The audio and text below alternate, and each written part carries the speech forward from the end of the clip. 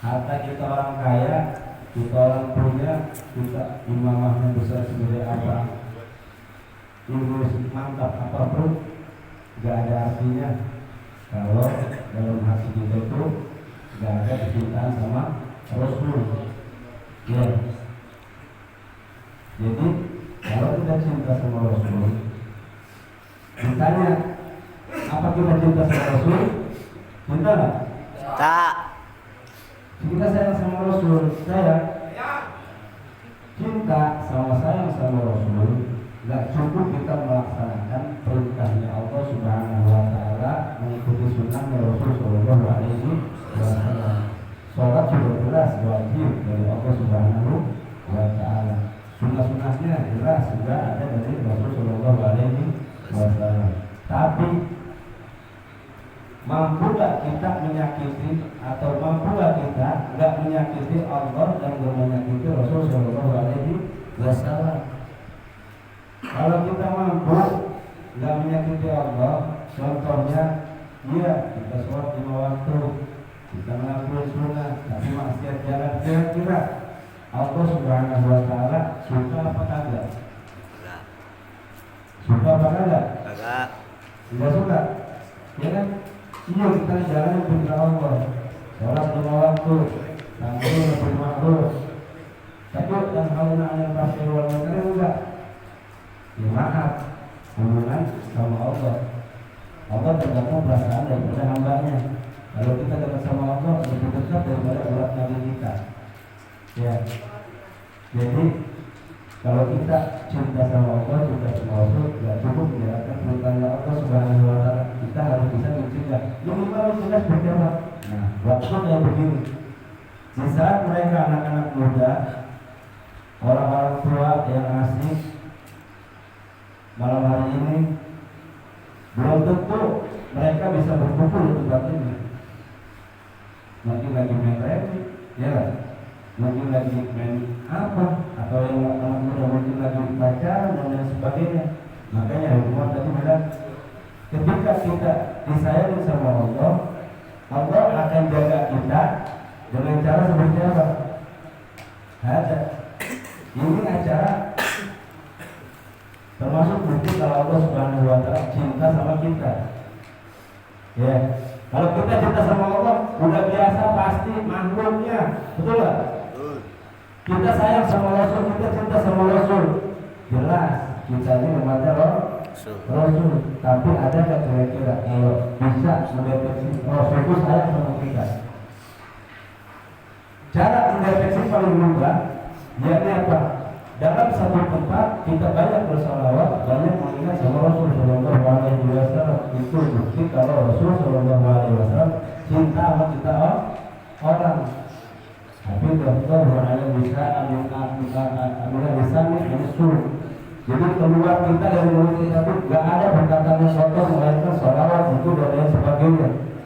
Jadi itu tanda malam hari ini bisa dikasih rahmat sama Allah, bahwasanya kita termasuk hamba yang dipilih dari sekian ratusan orang di kampung ini, jutaan orang yang di kecamatan Bacabelur yang malam hari ini kita mengingat kepada Allah dan Rasulullah Shallallahu Alaihi Wasallam. Baik. Jadi kita cinta sama Allah, kita cinta sama Rasul, kita selesai. Ada satu lagi. Kalau kita cinta sama Rasul, sayang sama Allah, cinta sama Allah, sayang sama Rasul, nggak mungkin kita mau menyakiti hati mereka. Kita punya orang tua, kita sayang, kita cinta sama orang tua kita di dua-duanya. Kira-kira mau nggak menyakiti hati orang tuanya? Nggak bakal mau. Dengan proses bagaimana caranya kita itu nggak bikin orang tua kita itu sedih atau nangis, ya kan? Kalau kita bikin orang tua kita sedih atau nangis, berarti kita termasuk orang yang nggak cinta sama orang tua. Begitu juga Rasul Shallallahu Alaihi Wasallam. Secara logika ada keturunan Rasul Shallallahu Alaihi Wasallam sampai saat ini. Karena dalam hadis Rasul Shallallahu Alaihi Wasallam, nanti Imam Mahdi itu keturunan daripada Rasul Shallallahu Alaihi Wasallam.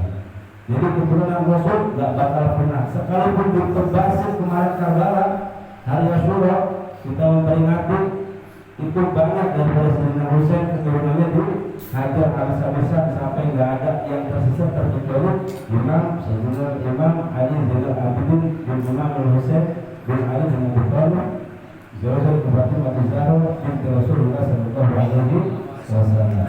Nggak ada dari keturunan Sayyidina Husain terkecuali Imam Ali Zainal Abidin habis, tapi keturunan Rasul sallallahu alaihi wasallam nggak bakal punah sampai nanti hari kiamat. Imam Mahdi keluarga dari darahnya Rasul sallallahu alaihi wasallam. Kira-kira kalau kita cinta, kalau kita sayang sama Rasul, mau nggak kita menyakiti hati keturunan Rasul sallallahu alaihi wasallam? Kita punya anak, punya cucu kita digampar sama orang, ditaburin sama orang, diejek sama orang. Kira-kira sedih nggak kakeknya? Itu tanda ketika keturunan Rasul sallallahu alaihi wasallam dizalimi, dibenci, dihajar habis-habisan oleh orang-orang yang tidak mencintai Rasul sallallahu alaihi wasallam. Kira-kira Rasul sallallahu alaihi wasallam senang apa? Hajar sama orang? Enggak bakal suka. Maka dari itu, Bapak-bapak, para mas kalian, cukup insyaallah oleh-olehnya jangan pernah yang namanya kita menyakiti hati Rasul sallallahu alaihi wasallam.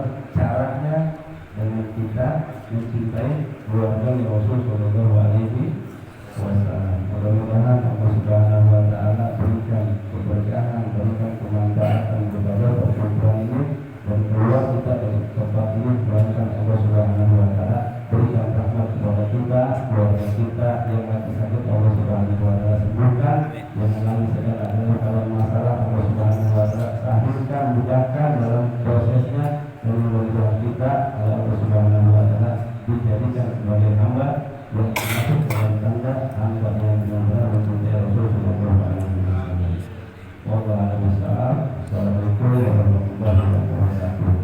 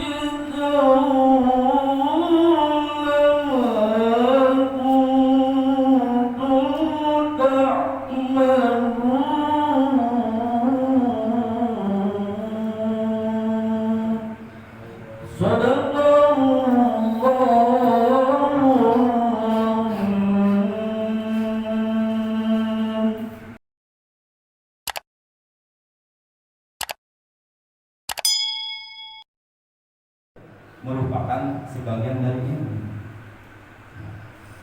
Apabila seseorang dia tidak merasa atau tidak ada rasa cinta, tidak ada rasa bangga, tidak ada keinginan untuk mencintai negaranya, itu bisa dipertanyakan. Apalagi terhadap Allah. Karena kalau kita bisa mencintai selain Allah, bisa mengimani selain Allah, itu harus lebih mengimani lagi terhadap Allah. Karena adanya kemerdekaan negara Indonesia itu adalah berkat rahmatnya Allah, berkat pemberian Allah yang wajib kita syukuri, yang wajib kita imani. Dengan cara apa? Dengan cara kita isi kemerdekaan ini dengan amalia-amalia atau kegiatan-kegiatan yang positif yang bisa menimbulkan atau mengajak kita menumbuhkan semangat ketakwaan kita kepada Allah Subhanahu wa taala. Baik dengan syiar Islam ataupun bakti sosial yang semuanya pasti ada nilai ibadahnya. Seperti kita mengadakan baksos bakti sosial donor darah atau bakti sosial membersihkan lingkungan, itu pun ada nilai ibadahnya. Karena apabila lingkungan kita bersih, itu mencerminkan keimanan kita juga. Karena Islam mencintai kebersihan. An-nadhafatu minal iman. Nah, kebersihan pun merupakan bagian dari iman. Dan emang harus kita sebagai warga negara Indonesia berkewajiban, bertanggung jawab, meneruskan perjuangan para pejuang-pejuang kita terdahulu. Mereka berjuang untuk mendapatkan kemerdekaan. Nah, kita penerusnya itu berjuang untuk melanggengkan kemerdekaan dengan cara kita laksanakan, kita rubah atau kita bikin suatu kegiatan-kegiatan positif, suatu kegiatan-kegiatan yang bisa menambah ketakwaan kita kepada Allah Subhanahu wa taala.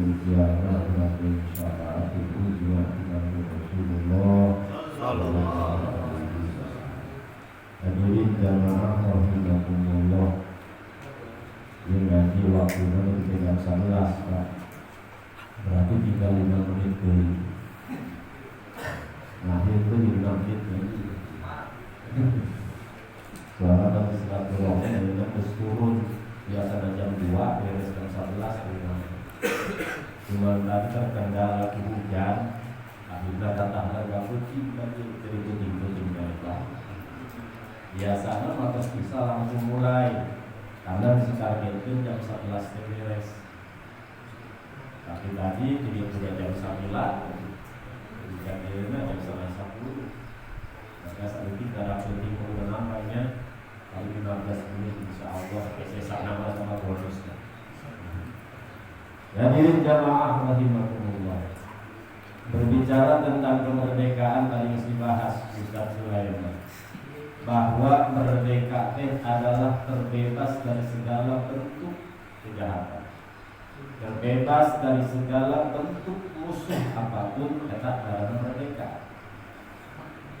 Lantas apakah merdeka hakiki itu seperti apa? Apakah musuh orang hanya saukur Belanda? Apakah musuh orang hanya saukur Portugis? Apakah musuh orang hanya saukur Jepang? Ayat musuh-musuh orang yang paling dekat dengan orang. Baik apa musuh supaya di sekarang itu dapat tinggal merdeka naruang tinggal menikmati karena kemerdekaan tersebut. Nu paling penting mah ngamerdekakeun awak urang sorangan.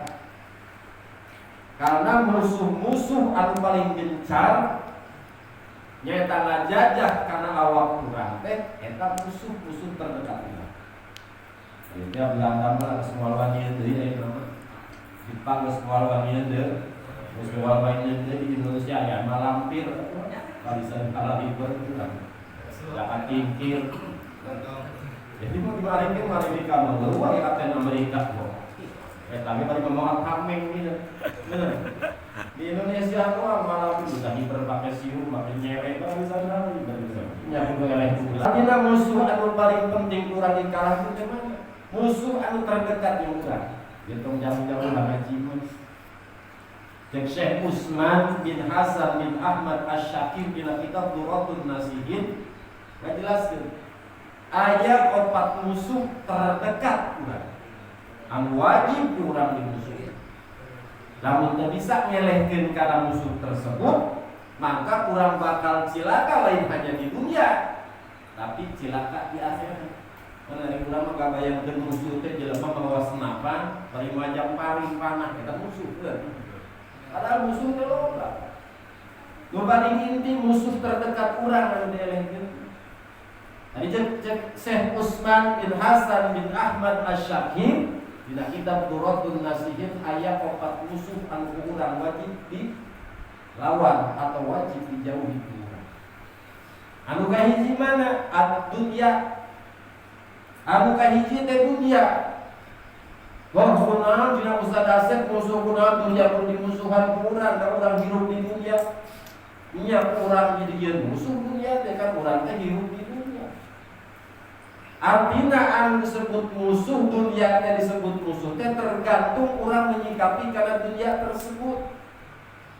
Lamun dunia eta bisa nyilakakeun ka urang, maka eta dunia teh musuh. Contoh tong jauh-jauh seepung boga Android. Contoh. Boga Android seepung teh HP da. Boga Android. Tapi ieu Android tersebut hanya saukur dipake nonton TikTok, pakai joget-joget unggul atau nonton situs porno. Kira-kira eta Android bakal nyilakakeun apa henteu? Nyilakakeun. Maka eta disebut jalma mataun golongan jalma anu tertipu ku dunia. Padahal dunia tadi lamun kurang bisa diolah, kurang bisa digunakan secara baik, digunakan secara maksimal, dunia teh bakal nyelametkeun urang. Tapi lamun urang mengolahna kana halia dunia, kan ada dunia teh luas kan. Anak pamajikan, imah, mobil, sawah, eta teh termasuk dunia kehidupan dunia. Maka sakabeh dunia eta manunut ilahna ku Allah Subhanahu wa ta'ala illa bidzikrillah atau dunia anu dipake zikir ka. Jadi dia Android dia bisa nyilakakeun. Lain hanya saukur di dunia.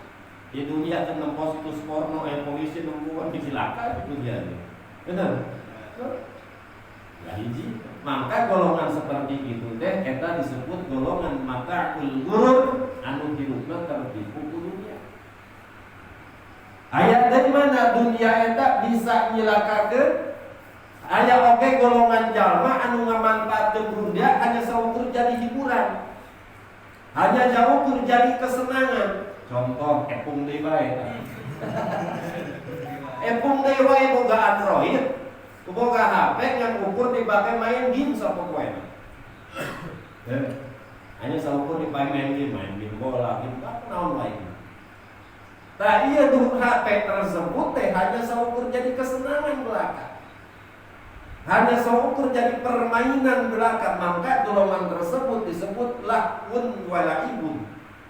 Golongan orang yang hanya untuk menyenangkan diri sendiri, tapi untuk mengambil manfaat karena dunia tersebut. Maka golongan tersebut disebut lahun walaibun. Golongan hanya memanfaatkan dunia, hanya jadi penghibur, hanya jadi tempat kesenangan belaka. Silakan tuh. Sampai meninggalkan karena ibadah, sampai meninggalkan karena kewajiban anu di Allah mesti diwajibkan, maka akhirnya dunia tersebut kata bakal dilaka kira-kira. Tapi ayatnya golongan mana? Golongan anu bisa manfaatkan dunia yaitu golongan majra'atul akhirah. Anu dunia tersebut eta dijadikeun ladang dikeun akhirat, ieu bakal salah. Tadi golongan jalma mata'ul gurur walaibun walahun walaibun. Eta dua-duana golongan jalma anu bakal cilaka ku dunia nasional. Tapi aya golongan jalma anu bakal salamet ku dunia mana? Tadi teh dunia teh disebut jadikeun majra'atul akhirah. Dunia teh eta ladang dikeun akhirat Pak, bakal salamet. Minimal atau juga Android mampu nonton kiai nyetel mah bener usaha orang setel anu TL luar biasa bener atau ulama-ulama anu lain ulah nonton situs-situs anu lain bener eta tadi disebut majra'atul akhirah. Insyaallah sanajan kurang nonton lewat HP, ngaji lewat HP tetap aya pahala sebab ulama-ulama tersebut eta ngabogaan sanad teu iman. Bener. Ulah we janggotna para ranjang ulah. Ulah. Bener. Itu bidang mah ulah diturut, ulah diturut. Sing udah bid'ah wae bener. Hadirin jamaah rahimakumullah. Maka penting tadi ya. Dunia bakal jadi musuh tergantung orang mengolah karena dunia tersebut. Lamun dunia hanya diseukur dipakai hura-hura, dunia hanya seukur dijadikan permainan, tapi dunia eta akan dilakakeun kalimat. Bener. Hiji maka kudu dijauhan musuh. Bukan hiji nyaeta dunia. Anu kadua musuh urang anu paling deukeut jeung urang naon? Asy-syaiton. Nyaeta setan. Benar setan teh musuh orang. Benar. Benar setan teh musuh. Benar. Inna syaitana lil insani aduwwun. Sanyana setan teh eta musuh pikeun manusia anu nyata. Kunaon setan disebut musuh orang? Nah setan memang dibagi musuh manusia. Benar. Nu dilakakeun ka Nabi Adam saha? Setan. Nu ayeuna sok ngagoda urang setan, aya setan nu sok singsieunan, aya. Mana disebut umus sibian teh nu sok ngagoda budak leutik, cilumba bukan ceurik. Kan umus sibian mah jorek bener. Cilumba budak ceurik, akhirna kolotna ngambak. Bener. Eta setan nu sok ngagoda budak leutik tadi dia budak sok ceurik wae cengeng wae eta teh digoda ku umusibian karena setan umusibian ari umusibian teh umi sibian teh budak berarti umina budak lain umina budak di imah bu lain umina budak di imah disebut setan nah ini jamaah rahimahumullah. Jadi setan ya setan tugasna ngagoda tadi. Tugasna setan ya memang ngagoda nyelakakeun ka urang. Urang datang zuhur digoda ku setan, bener. Keur salat digoda ku setan. Geus salat digoda keneh ku setan. Bener. Urang keur salat datang waktu zuhur. Maka setan marentahkeun bala tentarana supaya nyebar kana jalma anu rek ngalaksanakeun salat di Kanjeng Rasul. Naon tugasna eta setan? Supaya istigholkeun kana eta jelema nu rek salat tersebut datang waktu zuhur, Allahu akbar, Allahu akbar. Urang mah naon tah kitu ngopi heula 11. Bener. Ngarobolan sabatan tara setengah 1. Akhirnya beak sakopi segelas, rokok sabatan datang jam 2. Beden itu air. Eta teh jelema terus diistigholkeun disibukkan ku halia-halia perkara-perkara anu bisa jelema tersebut henteu inget ka Allah Subhanahu wa taala. Eta tugasna setan. Teu kagoda urang samemeh salatna, urang biasa wae teu kagoda ku setan datang adzan langsung leumpang ka mushola. Keur salat ka digoda di setan. Naon? Salat urang teu khusyuk. Benar. Jika orang sholat kadang-kadang 4 rakaat, sok ingat pada orang dulu apa-apa.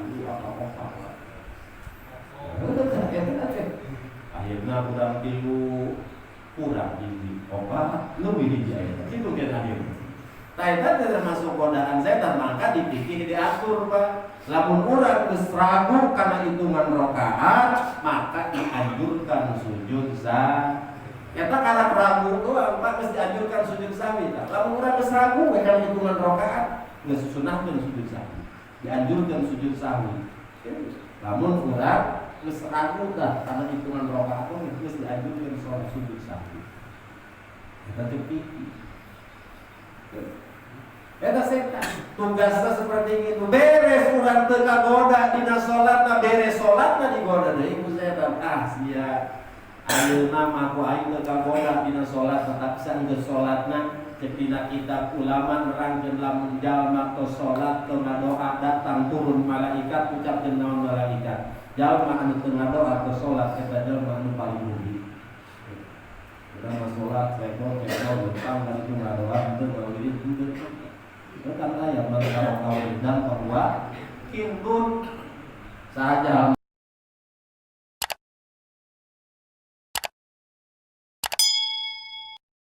atau minimal atau antas salam memingkas salam walika yaudus eta ulah assalamualaikum langsung leumpang. Pan ketika urang ngabaris berjamaah teh turun malaikat rahmatna Allah. Ketika orang beres berjamaah maka malaikat yang ucapkeun kana jalma nu ngadoa ieu jalma beruntung. Jalma anu teu ngadoa atau salat eta jalma anu paling rugi cik malaikat. Eta termasuk godaan setan. Saberes salat masih kena digoda.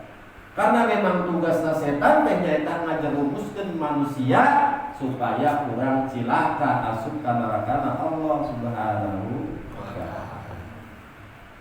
Dua Walilali ya cakarapat jam dari namun diperpanjang ini dilawai ke atas poinnya.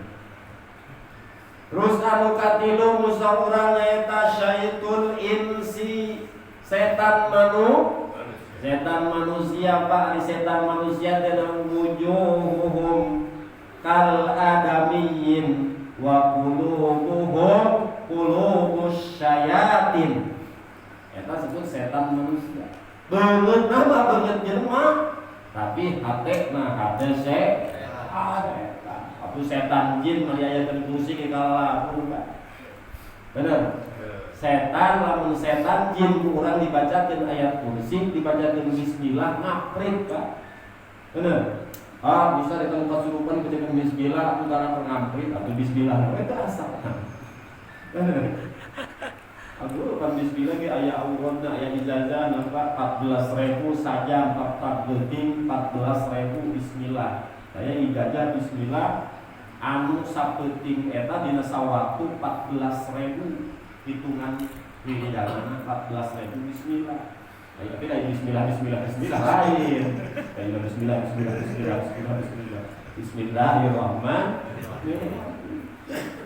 Jadi tetap setiap amalan kita ayat sanad ka ilmuana tetap kudu ijazah nanaoge maca ratib kudu ijazah, maca maulid kudu ijazah, lamun urang hayang menang kaberkahan, hayang menang fadilah kautamaan dina bacaan tersebut, dina bacaan tersebut.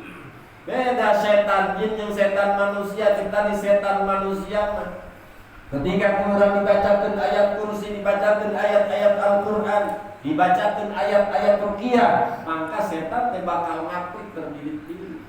Beda yang setan manusia dibacakan bismillah lain jauh ka deukeut gitu. Maka paling bahaya nabi setan teh nyaeta setan manusia karena naon ngagodana setan jin mananya allazi yuwaswisu fi sudur innas hanya ngawaswaskeun kana hati urang eta setan jin. Da eueuh jelema nu paeh ku setan eueuh. Bener. Aya ge na sinetron para ibu setan mah na TV mah loba para ibu setan dicekek ku setan mah aya nu digantung ku setan eta mah cerita can pernah ngarasakeun ngalaman jelema paeh dicekek setan bukan jelema paeh ku pocong eueuh baheula. Dan setan jin mah tadi teh hanya saukur ngagoda ka urang, hanya saukur ngawaswaseun alladzi waswisu fi sudurin nas, ngawaswaskeun kana hati urang. Ketika urang salat waswas, ketika urang ibadah ka Allah waswas, aya ragu dina hati urang ka Allah, eta teh termasuk godaan setan jin lain setan manusia. Tapi lamun setan manusia leuwih bahaya karena naon? Pola tingkah lakuna katempo urang. Ajakana kanyahoan ku urang, maksiat anu diajakna katempo ku urang, mangka lebih bahaya. Tah eta kudu dimusuhan. Hiji dunia, kadua setan jin, katilu setan manusia, anu terakhir nyaeta nafsu. Ya nafsu imarah, nafsu anu ngajak kana kagorengan. Maka jihad anu paling besar, jihad anu paling gede teh nyaeta jihad ngalawan kana hawa nafsu. Ngalawan jihad urang ngalawan kafir maka hukumna oge fardu kifayah, lamun aya kafir harbina lain negara urang hukumna fardu kifayah. Cukup jelema hiji datang ka Palestina, cukup jelema hiji datang ka Suriah, Indonesia cukup kawakilan ku hiji aya jihad kan itu eta geus kaluhuran kewajiban urang Indonesia kabeh. Karena hukumna sunnah kifayah, fardu kifayah. Kecuali lamun kafir harbina datang ke Indonesia merangan ke bangsa Indonesia, maka eta hukumna fardu ain, wajib urang merangan karena kafir tersebut. Lamun aya kafir harbi anu manusihan gaul dari kafir anu wajib urang dipaihan ada kafir harbi doang. Bener, da kafir gelo, wala aya kafir din bangsa jin anu kabiru setan anu bangsa manusia anu kaopat nyaeta hawa nafsu. Sebab hawa nafsu ieu paling sulit. Hese merangana hawa nafsu beda ketika diciptakeun ku Allah ka Allah ngalawan. Cek Allah hari anjeun saha hari kami saha. Cek nafsu naon jawabanna? Ana anta. Tapi culamun nafsu teh jaketa nafsu ana mana anta sia-sia ai mah ai cukup. Akhirnya dia musuh itu Allah kana neraka selama 1000 tahun. Diangkat dari Allah ditanyai jawabannya gitu keneh wae ana anta. Kami mah kami jaketa si nafsu teh sia manusia teu bahasa mane dicerebuskeun deui ka neraka. Diangkat deui ka neraka. Anna abdi wa anta rabbi. Karena aku ketika harus disiksa bahwa Allah teh eta Tuhan, bahwa nafsu teh sebagai hamba. Maka hawa nafsu eta anu paling berat ku urang di perang, dan hawa nafsu tersebut anu paling berat perang teh nafsul lawamah, nyaeta anu naon ngajak kana kagorengan atau disebut nafsu imarah. Anu nafsu ngajak kana kagorengan eta anu wajib ku urang di perangan, anu wajib ku urang di dilawan anu wajib ku urang dijauhan. Tah hakikat merdeka teh seperti itu. Maka hakikat merdeka intina setiap hari, setiap waktu, setiap minggu, setiap bulan lamun urang geus teu migawe kana dosa eta termasuk urang merdeka hakiki. Lamun urang sehari-hari tanpa megawe satupun dosa eta termasuk jalma anu merdeka. Hadirin jamaah rahimakumullah, kebutuhan kami hatur ila waktu menyebut dan hadallahu wa iyyakum ajmain. Wassalamualaikum warahmatullahi wabarakatuh. Astagfirullah.